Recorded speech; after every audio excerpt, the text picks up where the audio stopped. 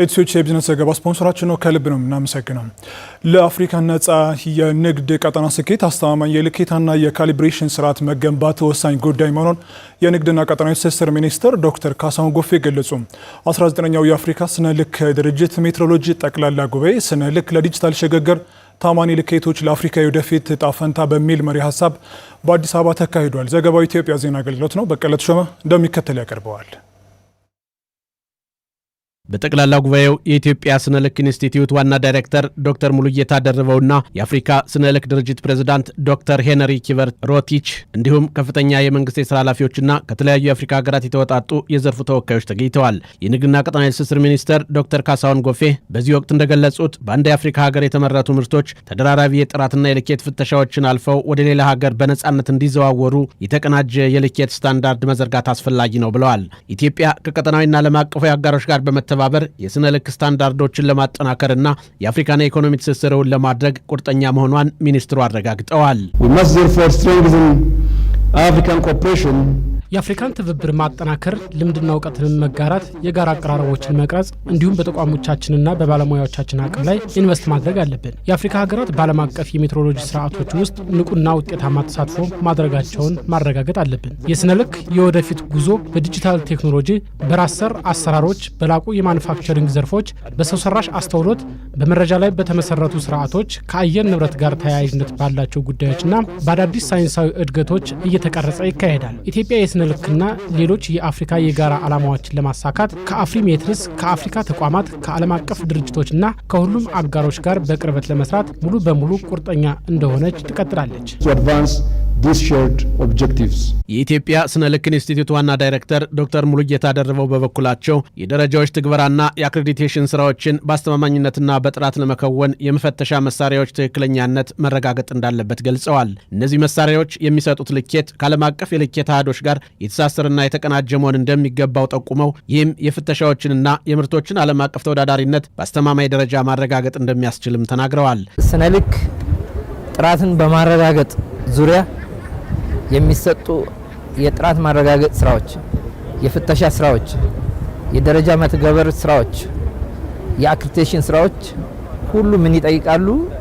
በጀርባ ያሉ የመለኪያ መሳሪያዎች፣ የጥራት መፈተሻ መሳሪያዎች ትክክለኛነታቸው መረጋገጥ አለበት። አንደኛ። ሁለተኛ፣ እነኚህ መሳሪያዎች ልኬት ከዓለም አቀፍ የልኬት አሃድ ጋር የተሳሰረ መሆን አለበት።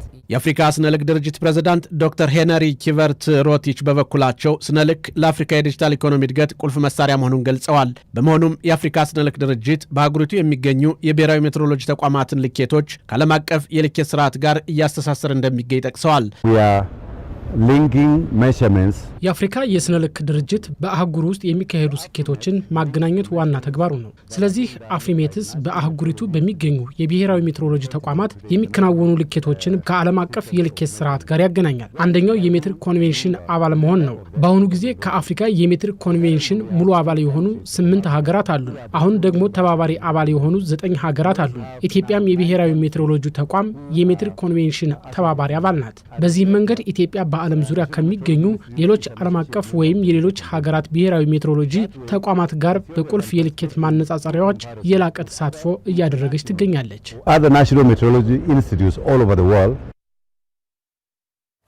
ህብረት ስራ ማህበራት በ2018 ዓመት ከ560 ሺህ በላይ የግብርና ምርቶችና 8.4 ቢሊዮን ብር ግምት ያላቸው የኢንዱስትሪ ምርቶችን ወደ ገበያ በማቅረብ የዋጋ ማረጋጋት ሚናቸውን መወጣታቸውን የአማራ ክልል ህብረት ስራ ኮሚሽን አስታወቀ። በቀጣይ የማህበራትን አቅም በማሳደግና አገልግሎት አሰጣጣቸውን በማሻሻል የኑሮ ውድነትን የመከላከል ሚናቸውን እንዲወጡ እየተደረገ መሆኑን ኮሚሽኑ ገልጿል። በቀለ ተሾመ በዝርዝር ይነግረናል። የህብረት ስራ ማህበራት የኑሮ ውድነትን በመቀነስ የሸቀጦችን ዋጋ በማረጋጋትና የህብረተሰቡን ኢኮኖሚያዊ ተጠቃሚነት በማረጋገጥ ረገድ ከፍተኛ አስተዋጽኦ አላቸው። በአማራ ክልል ከ12700 በላይ መሰረታዊ ህብረት ስራ ማህበራትና 61 የህብረት ስራ ማህበራት ዩኒዮኖች አሉ። እነዚህ ማህበራት በ2018 በጀት ዓመት ከ560 ሺህ በላይ የግብርና ምርቶችንና 8.4 ቢሊዮን ብር ግምት ያላቸው የኢንዱስትሪ ምርቶችን ወደ ገበያ በማቅረብ የዋጋ ማረጋጋት ሚናቸውን መወጣታቸውን የአማራ ክልል ህብረት ስራ ኮሚሽን ኮሚሽነር ጌትነት አማረ ገልጸዋል። ዋና ሰብሎች ላይ ወደ 600 ሺህ ኩንታል ለገበያ ማረጋጋት የግብርና ምርት በማህበራቶች አማካይነት ይቀርባል ነው።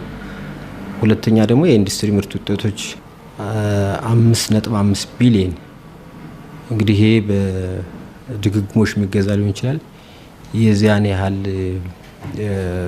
አማውንት ገንዘብ የሚያወጣ የኢንዱስትሪ ምርት ውጤቶችን ማቅረብ እና ገበያ ማረጋጋት በሚል አቅደን ሄድ ነው።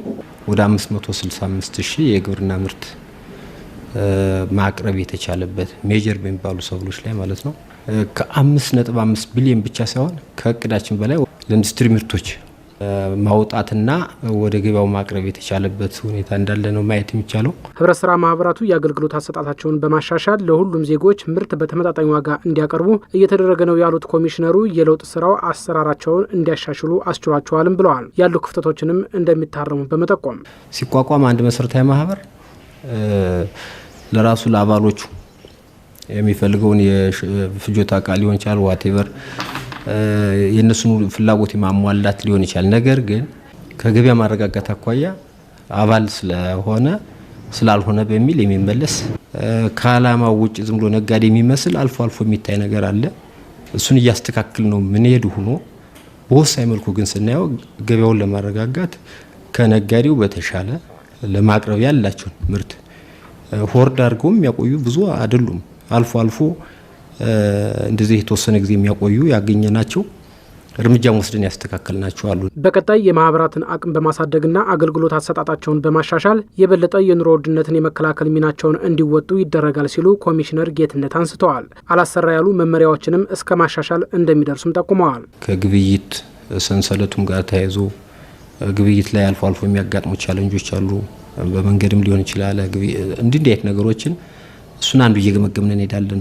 ሁለተኛ ማህበረሰቦቻችን በመሰረታዊ የሚሆኑ በዩኒየን ደረጃ ያሉት በተለይ ደግሞ ሸማቾቹ ዋናው አንዱ ተልኳቸው ገበያ ማረጋጋት ስለሆነ በበቂ ምርት የማቅረብ ያን ምርት ደግሞ በተመጣጣኝ ዋጋ ከነጋዴው በተሻለ የሚያቀርቡበትን እና ይህን ስራም በቅርብ ክትትል እየገመገምን እንሄዳለን። በቂ ሰው መቀጠሩ ብቻ ሳይሆን በሙሉ አቅማቸው በስራ ሰዓት እንዲሰሩ የማድረግ ስራም እየተሰራ ነው። በአማራ ክልል ባሉት አጠቃላይ ህብረት ስራ ማህበራትና ዩኒዮኖች ውስጥ ከ6.7 ሚሊዮን በላይ ዜጎች አባል ናቸው።